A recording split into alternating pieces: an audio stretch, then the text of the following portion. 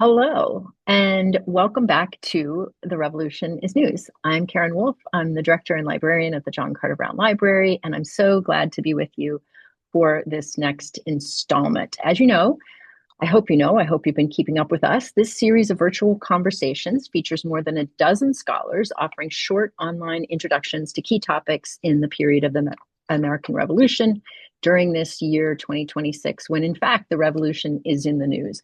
We're hoping these short introductions are helpful to journalists, teachers, and just interested folks who are trying to understand this period and could use some insight from expert scholars who are giving overviews and also a little bit of peek behind the curtain on their research.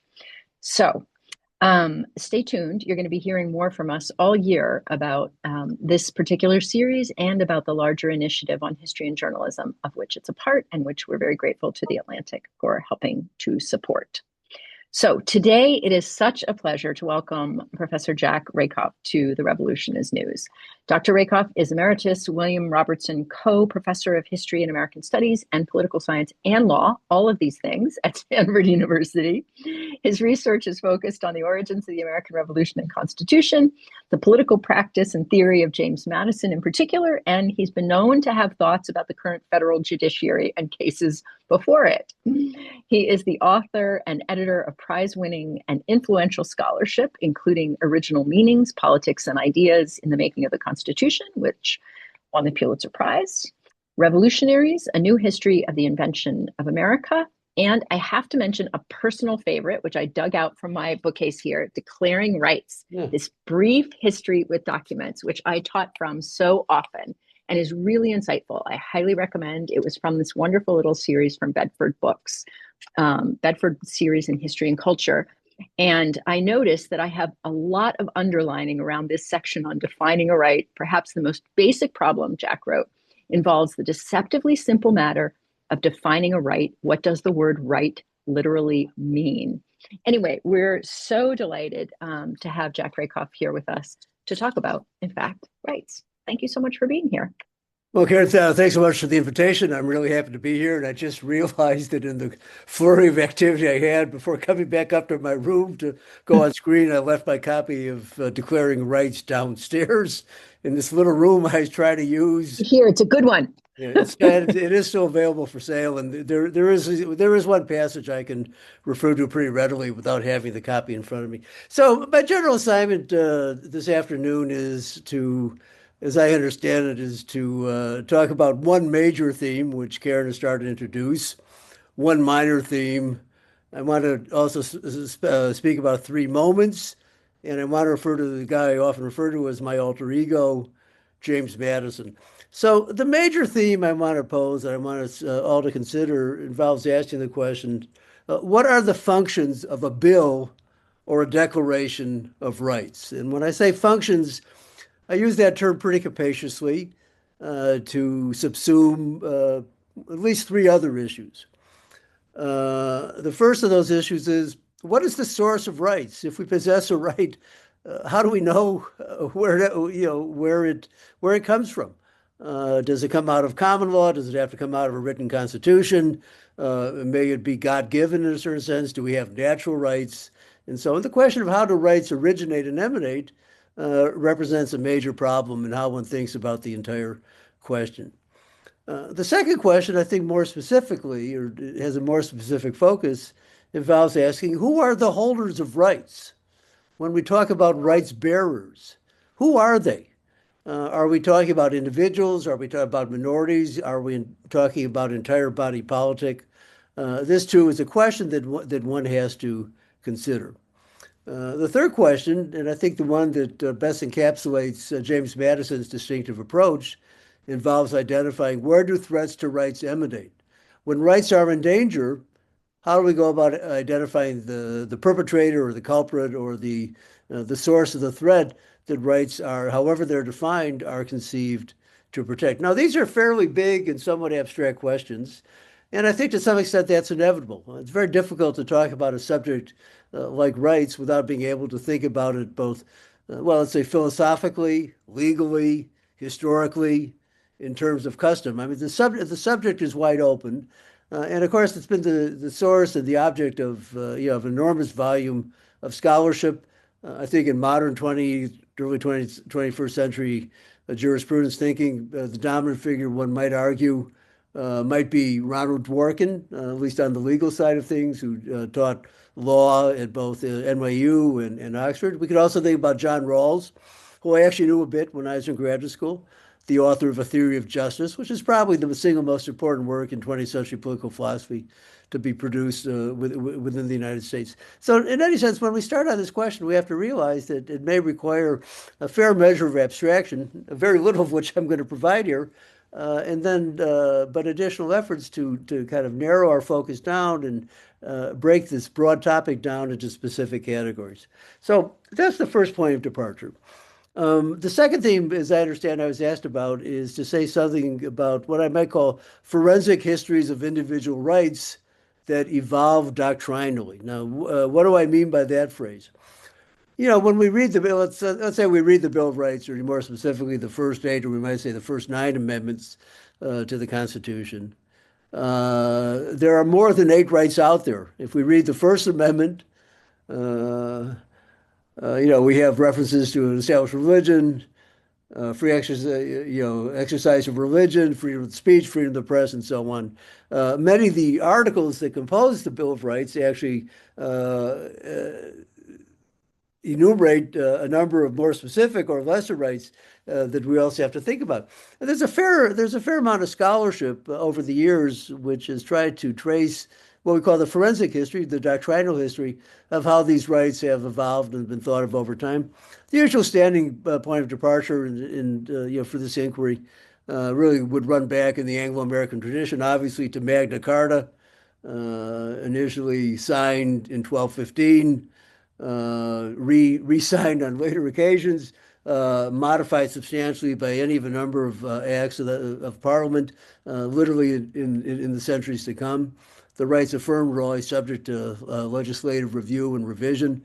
Our core notion of a concept of due process of law is usually rooted, I think, in the 39th article of Magna Carta. But in any case, when we talk about rights, we also have to construct these kinds of forensic histories. Forensic here meaning we're trying to trace the history of how these rights evolved. The 2 I've worked on most specifically are the free exercise clause in the First Amendment. I published a book on the subject back in 2020 called Beyond Belief, Beyond Conscience: The Radical Significance of a Free Exercise of Religion, and also the Second Amendment. And I've done a lot of work in that area.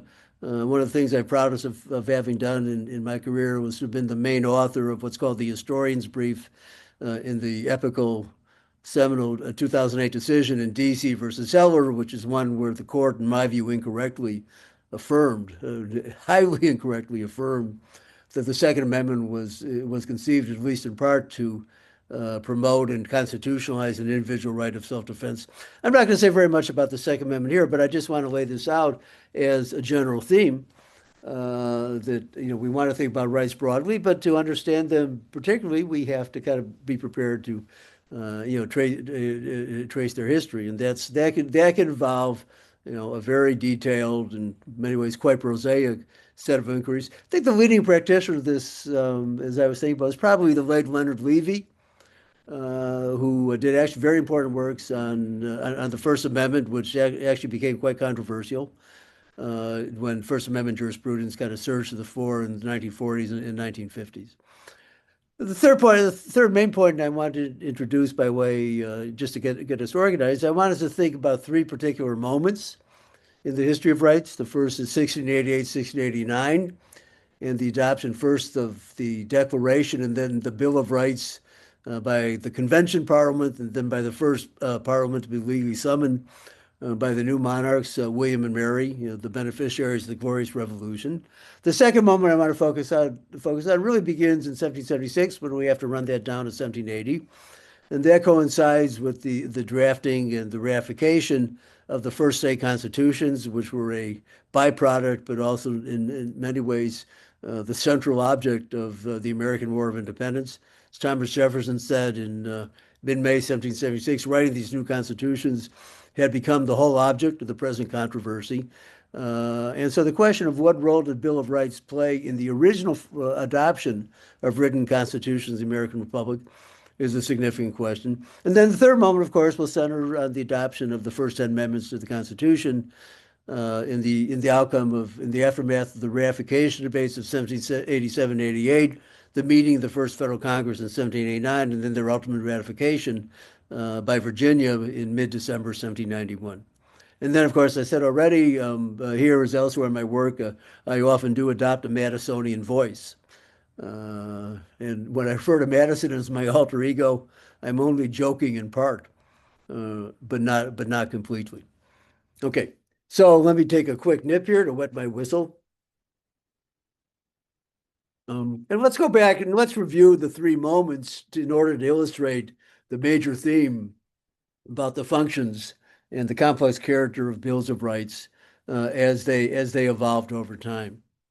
So, the Glorious Revolution, the term is used later, after the fact, of 1688, 1689, was designed, of course, to depose. Well, you can't say the last Stuart king, but the last of the four Stuart kings who had governed England, since the death of Elizabeth I in 1603 down to 1688. And there are many precipitants for the Glorious Revolution. One was the conversion, the fact that a Catholic monarch now sat on the throne of England and produced a male heir, and the absolute desire to preserve the realm of England and then eventually, the United Kingdom and Great Britain as a Protestant monarchy was the decisive purpose.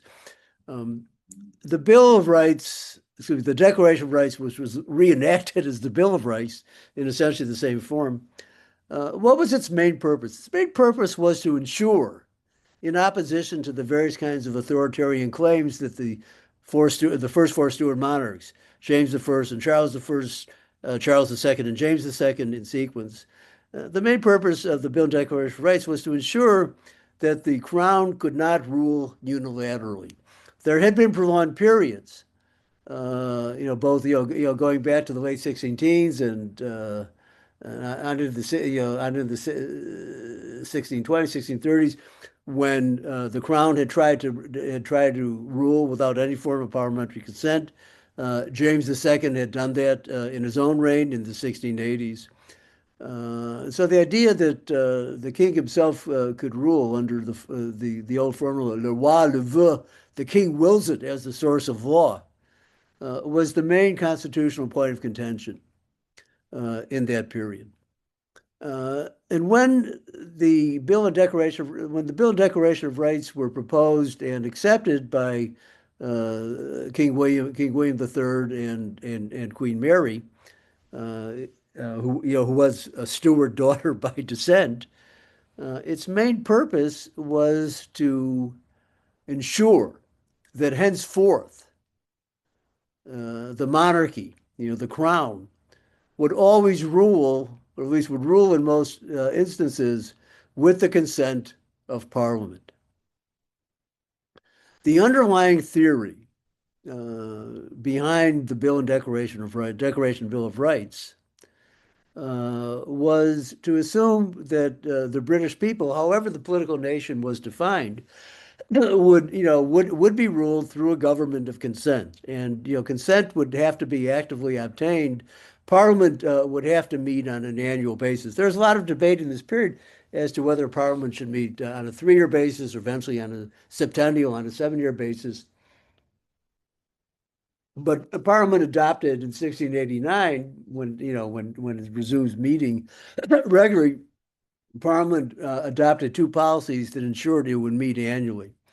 One was what's called the principle of annual supplies, which meant that the revenues under which the British government and the Crown would operate would have to be approved on an annual basis by the House of Commons, with the further consent of the House of Lords.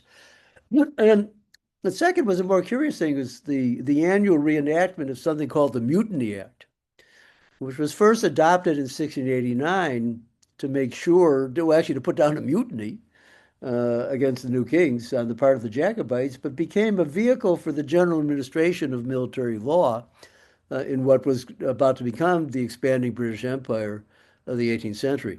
So if those two acts of state had to be renewed annually, because the welfare of the kingdom as a whole would suffer otherwise, Parliament ensured that it would be the main source of that it would sit regularly.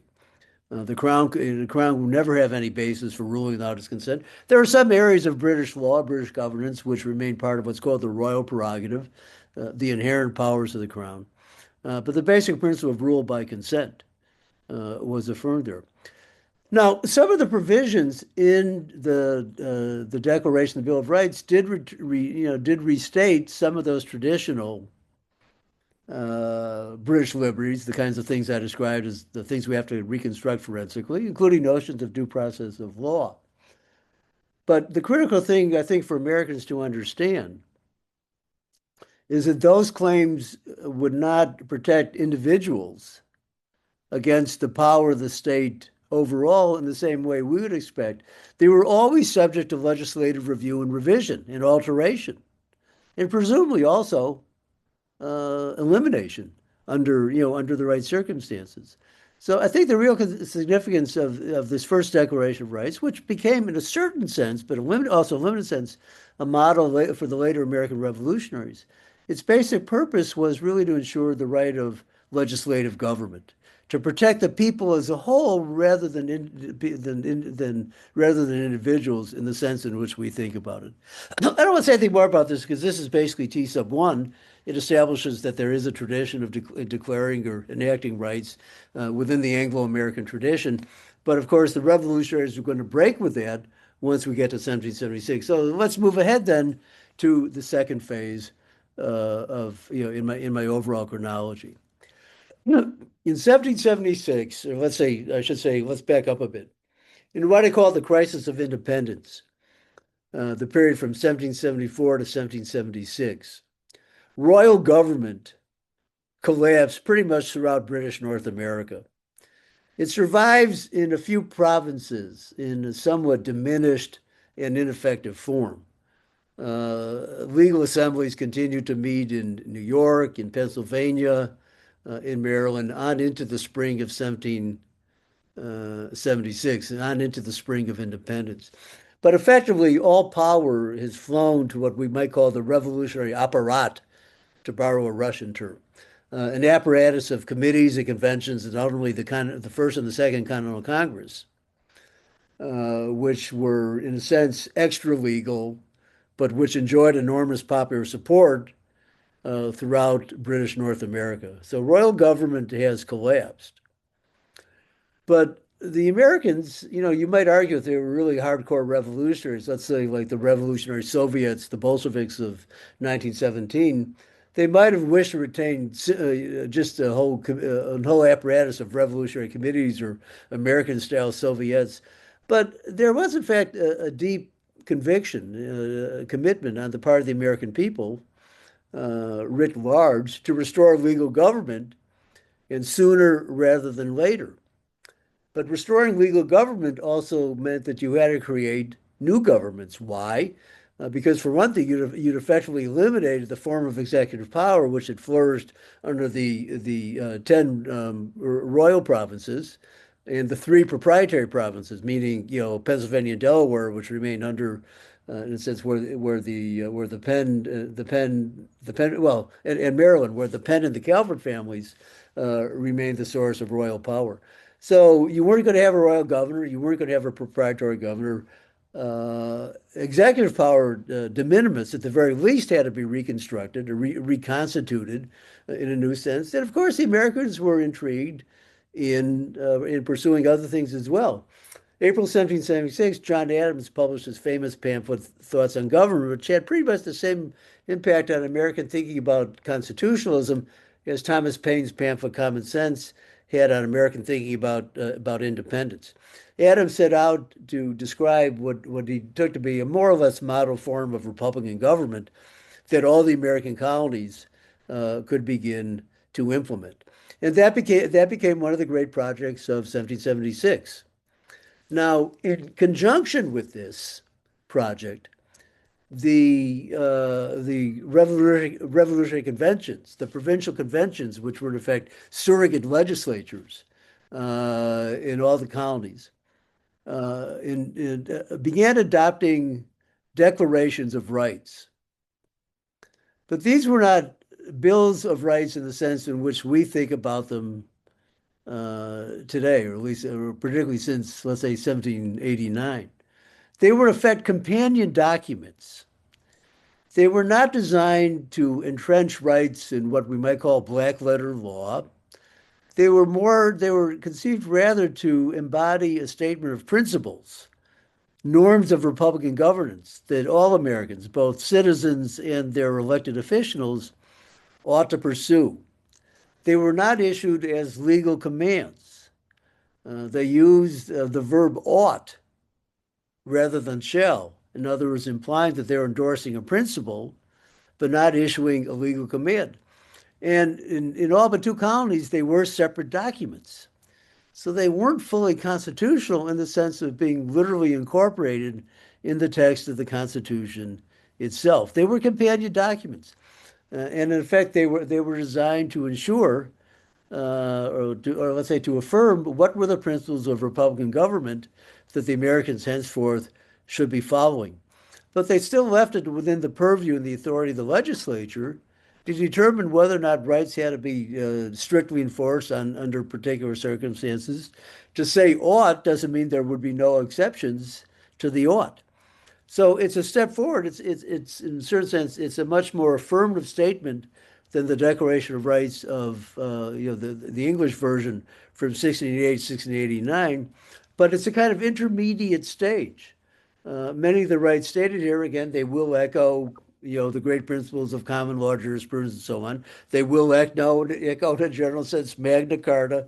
They will be consistent with many of the claims that had made in 17th century England, which had also been affirmed in some of the charters of rights that had accompanied the colonial charters of government dating to the 17th century. But they weren't fully evolved or fully articulated documents. And Americans in this period, if you reconstruct the revolutionary controversy from the Stamp Act of 1765 down to the reaction of the Coercive Acts in 1774 and 1775, Americans were used to a language where rights could still have multiple sources. They did not depend upon any one particular text. Again, there were different ways in which you could argue about where did rights come from. You might say in some cases, if you're particularly devout, they were God-given. You might say we have natural rights. I happen to believe that the right to free exercise of conscience is properly regarded as a natural right because it assumes that every individual is left free through the innate properties of mind to determine what his or her religious beliefs are. But a lot of them flow from common law jurisprudence. A lot of them, derive from British precedent. So it's not as if there is one single source of authority from which you could determine what the rights of a people were. So that's phase two. Phase three takes place really between 1787 and 1789, when the federal constitution was drafted, adopted by the Federal Convention, and then over the next 10 or 11 months after September 7, after the convention adjourned, down to late July 1788, was ratified by 11 of the 13 states. Now, there is a standard story we tell about the origins of these amendments. What become in effect the first amendments. Originally, by the way, 12 amendments were proposed in 1789. Two were not ratified, but one of them was actually ratified in the 1990s, a mere 2 centuries later. The one relating to congressional pay raises, mostly because a college student in Texas did a term paper on it, realized it had not been ratified and should have been. I think that's a terrible precedent. But in any case, so the standard story we tell about the adoption of the Bill of Rights goes something like this. Towards the close of the Federal Convention, there was a brief discussion about whether or not a Bill of Rights should be added to the Constitution in the same way that Bills of Rights had at least accompanied many of the state constitutions from from the mid to late 1770s. The discussion was pretty brief. A few people spoke firmly in support of it. The most important was George Mason of Virginia. Mason had been the great architect of the Virginia Constitution of 1776 and also the author of its accompanying Declaration of Rights, though James Madison had one notable contribution to the way in which that Bill of Rights was adopted. In any case, there was a brief discussion, but the majority of the framers felt, in effect, it was a waste of time, that there is no real purpose to doing it. One of the standard arguments they made is you don't really need a Bill of Rights because under Article 1, Section 8, all the legislative powers vested in Congress were being specifically enumerated. It's true there's protection for habeas corpus, was in court in the main text of the Constitution, but they saw it as being kind of constitutional, in a sense, textually superfluous. There's no real need for it. And so they discussed the issue briefly and then basically ignored it. But by the fall of 1788, as the leading anti-federalists, who include primarily George Mason and Elbert Gary, and then people like Patrick Henry and in Virginia, Edmund Randolph, who was a non-signer of the Constitution. In the ensuing debates, particularly when starting with Massachusetts, the political margin between the Federalist supporters of the Constitution and its anti-Federalist opponents was quite close, and there was a lot of bargaining and divvying and negotiating.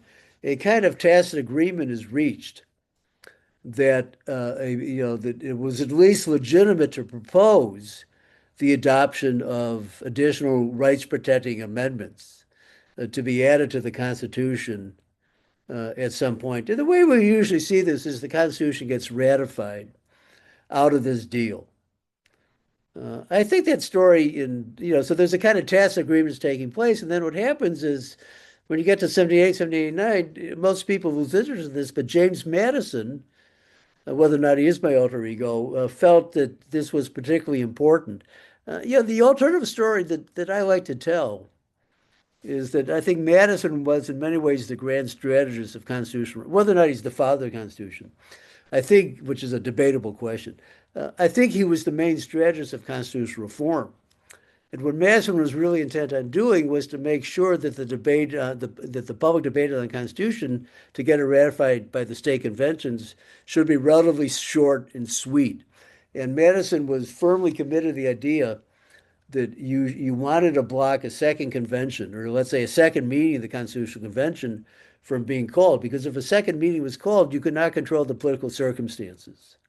So, that's to say, the state delegations, knowing what was in the proposed Constitution, might come back with specific instructions about things they could agree to and things they had to block. So the basis of getting, a kind of a solid agreement behind it would become much more difficult. So Madison was intent on saying it would be fine for the conventions to ratify amendments for subsequent consideration, deliberation, but not to make the ratification of the Constitution contingent on them. And so I think that's a better story to tell than the one that we usually hear.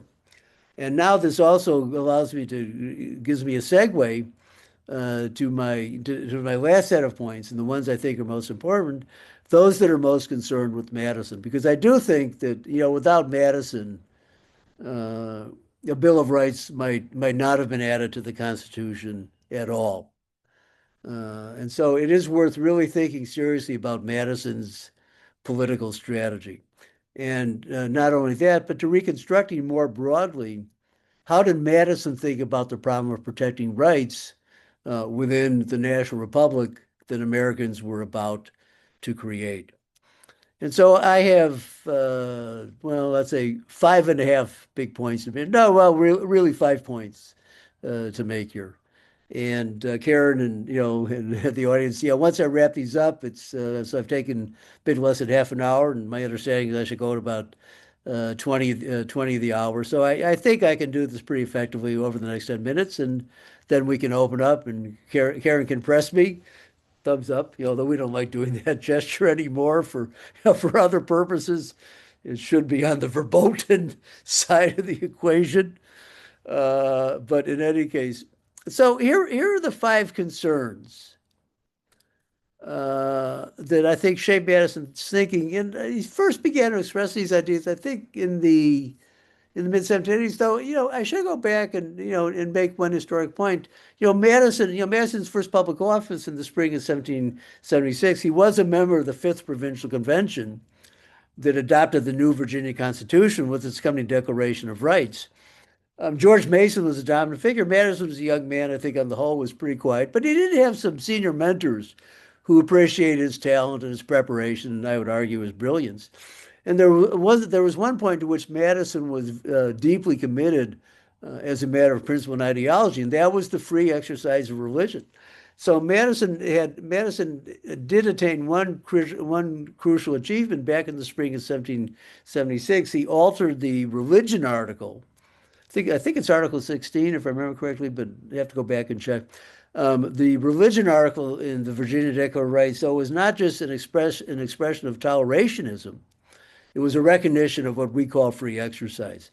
Tolerationism means you're pursuing a policy that the state can extend, but also revoke if circumstances warrant. And the great example of this that everybody knew about was the revocation of the Edict of Nantes, which had protected the Huguenots, the French Protestant Calvinists, who had been protected in the late 16th century, but then the Edict of Nantes was revoked, and that's what turns many of the Huguenots into refugees. And the term refugee itself was invented to describe the Huguenots who flee France in order to practice their religion elsewhere. Okay, so that's the quick introduction. First main point. Madison was always concerned about what he called, at one point, the plastic faculty of legislation. In a republic, the main source of government power, it's not the executive, it's the legislature. And Madison's critical learning experiences had taken place in two deliberative assemblies, first the Continental Congress, where he served without interruption from 1780 to 1783, and then in the Virginia House of Delegates in the mid-1780s. And Madison, I think, was fascinated by the nature of legislative power. It's important for us to know that modern legislation, I think the idea of the legislative power as being the active force in government was something that really became possible only with the Revolution. American legislatures before 1776 did not do all that much legislating as we think about it. But the Revolution, because it imposed such enormous burdens on the body politic to wage the war, from 1775 to 1783, and then to deal with its consequences, legislatures start to legislate actively. And so Madison was really fascinated by the problem of legislation. And one of his key understandings was legislative power was inherently supple, it was very difficult to constrain or cabin. You could try to do so, as we do in Article 1, Section 8 of the Federal Constitution, but methods would always be available for legislatures to enlarge their power beyond what was formally intended. So Madison's thinking about rights was in some extent driven by his concern with how do you go about checking the power of the legislature. Second point, as I said earlier, when dealing with the monarchical regime, the real problem of rights was thought to be how do you protect the people as a whole against the arbitrary or potentially authoritarian power of the executive branch. And that's the reason why you want to have properly elected legislative assemblies like the House of Commons. It's also the reason why we have jury trials. Juries were thought of in many senses as being representative institutions. But the basic concept here is, although individual rights would be protected, you weren't thinking primarily in terms of protecting individuals. It's more you think of the body of the people as a body existing outside the political realm per se. What Madison came to realize, and against the concentrated power of the state is embodied by the monarchy. What Madison came to realize was that in a republic, the real problem was not to protect the people as a whole, but to protect minorities and individuals against legislative majorities. Minorities and individuals against legislative majorities. We could say this is a kind of proto-liberal theory of rights. It privileges you and I as individuals, or let's say the groups, the particular ethnic or religious groups or racial groups of which we may be a part. So that's the second main point. Madison's third point of analysis is that it was to say if the main object is protect minorities and individuals, main Madison, in fact, thinking as a kind of comparative political scientist, believe very strongly that the greater dangers would arise not at the national level of government, but at the state level. And the basic rationale for this is actually, comes from his very famous theory about faction, that the smaller the entity, the smaller the polity, the easier it would be for the wrong kinds of majorities to form. But this is basically reasoning statistically or arithmetically. That it's easier to get a skewed distribution in a smaller entity than it is in a larger one. And of course, Madison anticipated, at least for some length or period, the real burden of governance, even while he's creating a stronger national government, would remain at the state level. So Madison's chief alternative to, or chief remedy for the problem of rights, believing that the states would be the more dangerous source of the wrong kind of legislation in the national government, would have been to give the Congress a negative, we would say a veto, to give the Congress a negative on state laws. And that was one of the key pet proposals that was defeated. Madison was bitterly disappointed in that defeat. If you guys want to know more about this, and it's readily available in multiple sources, read his letter to Thomas Jefferson of October 24th, 1787, which lays out in very careful detail the rationale that, really the reasons why Madison was so committed to the negative on state laws. But then Madison pushed his analysis one step further. Madison was concerned with unjust legislation. And as I said earlier, of course, he was fascinated by the whole nature of legislative activity. And he had all kinds of proposals that I don't have time to discuss about how you could improve the quality of legislative deliberation. It really was intellectually where I think he developed his most interesting ideas. But Madison also came to a further conclusion. It was that, that the real source of danger did not come from the legislatures per se. It came from the popular majorities whom they represented and whose will they embodied. This is what he called the real power problem. And Karin, maybe in some moment, if you turn to page 161 and you look at the bottom of the page, you'll see Madison starts 2 or 3 sentences. Maybe when I'm done, you could read them for the group as a whole, because this is one of those crystalline moments where Madison expresses with remarkable concision a very powerful insight. It's again, this comes out of his letter. This comes out of the second letter to Jefferson, which also needs to be read, of October 17th, 1788. So Madison's concern was that the real power here, it's not the willfulness of the legislators themselves. It's actually the factious inclinations, the self-interested inclinations of their constituents. And finally, last point, and I can do this in 90 seconds or so. Madison had one further concern. So I think one of the things Madison realized, go back to what I said a few minutes ago about the way in which American notions of the sources, the origins of rights, were somewhat open-ended, open-textured, and diffuse. Rights could come from multiple sources. If you adopt a written constitution and you think about it as the supreme law of the land, and you use the mandatory shall rather than the advisory ought as the operative verb. Remember, Congress shall make no law creating an establishment of religion or whatever. I should know this by heart, but since I'm pressed, I'm not getting it straight. But there's Congress shall make no law establish religion or prohibiting the free exercise thereof. The operative verb there is shall. Shall is a command. It's not just a principle, it's a legal command. So on the one hand, that's a great step forward. If you really want to embed rights in the Constitution, and you think the Constitution is supreme, fundamental, higher law to be enforced through multiple, by other institutions, That's a great way to create what lawyers might call a black letter law solution to the problem. But this creates two further problems. First, what happens if you leave a right out? Let's say you enumerate rights, 1 to 10, or uh, x sub 1 to x sub n, or you'll pick your favorite formula here. What happens if you discover rights later? And we would think, for example, you think about this in terms of abortion. We might think of rights to sexual autonomy as genuine rights in and of themselves. But if they're not in the text of the Constitution, doesn't that mean they enjoy a lesser status? So that's why we have the Ninth Amendment. The enumeration in this Constitution of certain rights shall not be construed, and I love the next phrase, to deny or disparage others retained by the people. But of course, the Ninth Amendment has gone nowhere as a judicial doctrine.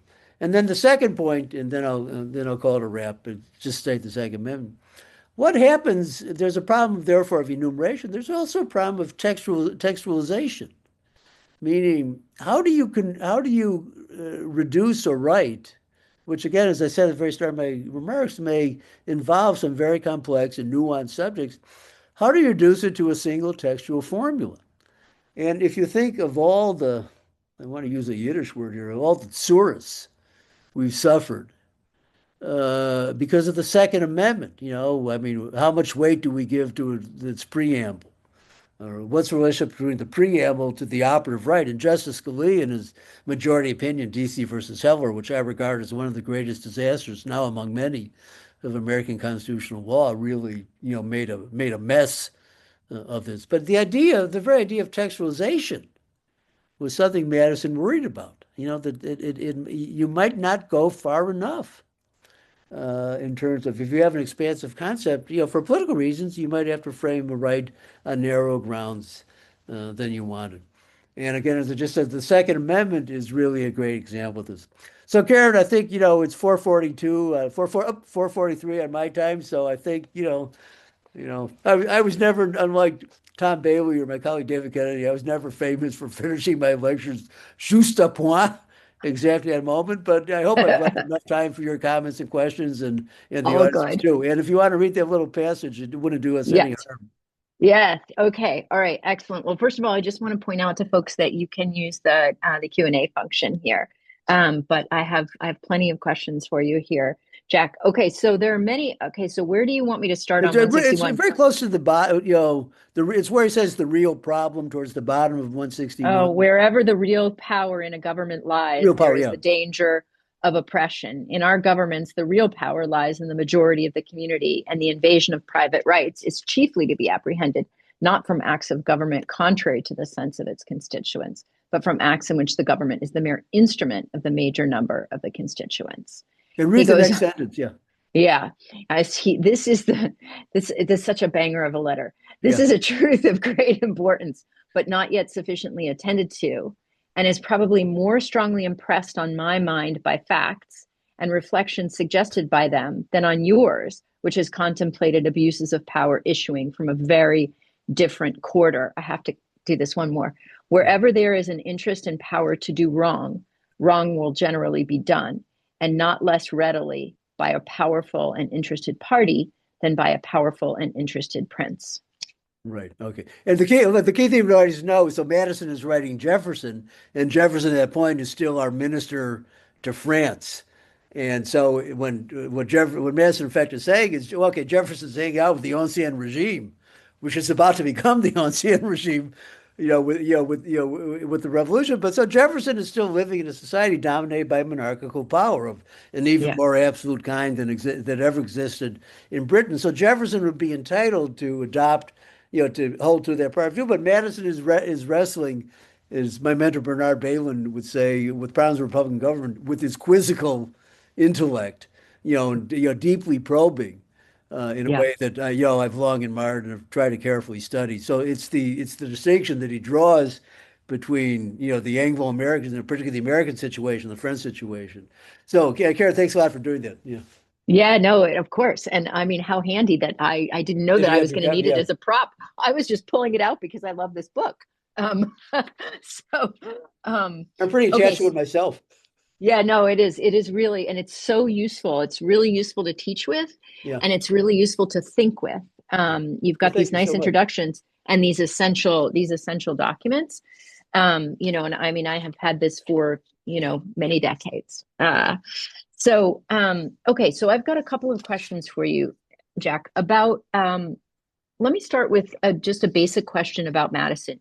You sketched out for us kind of broadly, but I wonder if you can boil down for us. Madison changes course on the point of amendments. He goes into the Constitution thinking like, nope, no need, no problem. Comes out of the convention thinking no problem. And Yeah. then he thinks, and he sort of says this in his letter to Jefferson, Yeah. actually, I'm going to go for it, partly because I think it's useful, but partly because I think it's strategic. Like, so he makes this flip, and you root that for us in his thinking about the dangers of majorities. But can you tell us more about what his political experience, not only his kind of political theory about the cases, Yeah. but the political experience that's making him think, nope, you're right. I need to see this differently, or I'm beginning to see this differently. Well, yeah, I think it works at multiple levels, and it goes back to my idea that there's a debate. I'm going to see Akil Omar tonight, who's big on this. Who was the true father of the Constitution? Which I think is not a very useful category of Mm, analysis. But I do think that really going back to the early 1780s, Madison is the key strategist of constitutional reform. So it works at multiple levels. In Virginia, it's a touch and go thing. And once you get the Virginia, it goes down to the wire in Virginia. And there is a lot of hard, and they're not even sure. The key votes come from Kentucky, which was still part of Virginia. And people in Kentucky are nervous about the Mississippi issue, so that yeah, complicates it. So you really have to deal in Virginia, I mean, you have to accept the political idea that we're going to recommend amendments. yeah. Um, you know, And that is 16, by the way. yeah, That is yeah, section yeah, 16 yeah, on yeah, free yeah, exercise yeah, in yeah, Virginia. yeah. I was Yeah, right. So also, Madison does, because he was so committed to free exercise of religion. Madison did have ties in the Baptist community. I mean, I think yeah, at that point it's Baptist more than Methodist, so the Methodists become more important, I think, in the 1790s and later. But among the religious dissenters in Virginia, they were very sensitive to this issue. And Madison want to come in. Remember, he gets involved and was actually a pretty close race against his sometime friend James Monroe to get elected to Congress. And so and they have debates. And so they start discussing this. But I also think that, I think Madison at the deeper level, I think Madison understood more than his Federalist colleagues in the first Congress did, yeah, that you want to bring the whole process of ratification to a successful close. You want people to believe that it's been done legitimately, that everyone's yeah, concerns have been dealt with fairly and adequately. So whether or not you need a bill of rights, Madison remains, might do some good, won't do any harm, yeah, although there are a couple problems we do. If you're really rights oriented, there are some problems, the enumeration, textualization problems. Those are non-trivial problems to Madison's way of thinking. But the key thing is Madison wanted to bring the whole process to a successful conclusion. He thought there are a lot of yeah, well-meaning, but perhaps somewhat misguided anti-federalists out there, and you had to accommodate their concerns. I mean, unlike the modern Democratic Party, according to the current administration, they weren't committing treason, when they, yeah, when they criticized particular actions. They were, yeah, as Jefferson said later, we're all Republicans, we were all Federalists. So I think that on the strategic, on the political strategic side, I think there was a real movement. I don't know if you've read, the others have read, if you read Michael Klarman's book, the Framers' Coup. I mean, Mike's a smart guy, kind yeah, of a buddy of mine, even if he was a Red Sox yeah, fan. But but Mike's idea that the Constitution was defective because it should have been relayed to the people for further deliberation. I just think, yeah, being a native Cook County Democrat, that was a terrible idea. The yeah. Madison strategist, is a much more sophisticated position. Well, you're saying that to me, and here I am sitting in Rhode Island where we can know exactly how everybody voted on ratification. Oh, right. The That's one true. That's place true. where we Yeah. actually know the vote, like right down to the person in the town, which The is home pretty, of the home of Jews, Turks, and infidels. kind of amazing, right? I mean, pretty awesome, right? I have to say. I mean, I appreciate Rhode Island so much, but I love that about it in particular. Okay, so another question about Madison is, how do you think? I realize this is a self-interested question because I'm interested in these Virginians, but like, how do you think that he is bouncing off of the like George Mason in particular? You referenced this in your discussion, but it's Virginia is so important, and it's so important in the Constitution. It's so important in the Revolution, obviously. But when it gets down to it, Mason is a very persuasive, Right. if he were a Quaker, we would say he was a weighty friend. Yeah. He Yeah. was a Yeah. very serious guy. Like, do Yeah. you think Madison is persuaded to his views, not just by the politics of it, but because there are such serious people on the other side that he has thoughts about? Madison and Washington were pretty mad at Mason. And there's a great document out there that again, very available at the digital James Madison or the other sources. Everyone who wants to see Madison dropping the mask and offering his, well, starkest is too strong a term, but one of his most direct and pointed assessments of politics and Republican politics, lowercase r Republican Yeah. politics, should read his letter to Edmund Randolph of January 10th, 1788. My friend Colleen Sheehan, who has this great book on Madison and public opinion, Mm, for reasons I don't fully understand, never mentions this letter. It's one of the few places where Madison talks about the formation of public opinion most directly. One of the things he says that there are some questions that really ordinary citizens cannot really sort out. And constitutional issues, the kind of complexity with which Madison and his colleagues, including Mason, had been wrestling with them, were one of those issues. I mean, it is, I said deny or disparage earlier in reference to in reference to the Ninth Amendment. It is a very strident, strong, you could say skeptical, harsh, pessimistic judgment. mm, Madison's model of public opinion, it's not a bad model. He says really, and remember, public opinion is a big subject. David Hume was, yes. among Right. others, was Right. interested Right. in it. Right.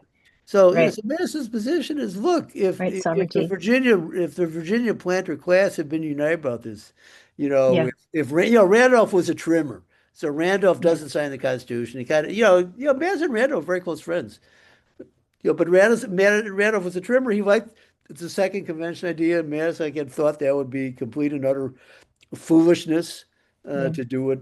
But basically, what Madison says is, look, most people really have to follow the lead of, I want to say, of their betters. Now, it's not a very Yeah. democratic sentiment to make, but even in democracy, on complicated issues, the ordinary citizens will probably benefit from or even need the Yeah. guidance from their superiors.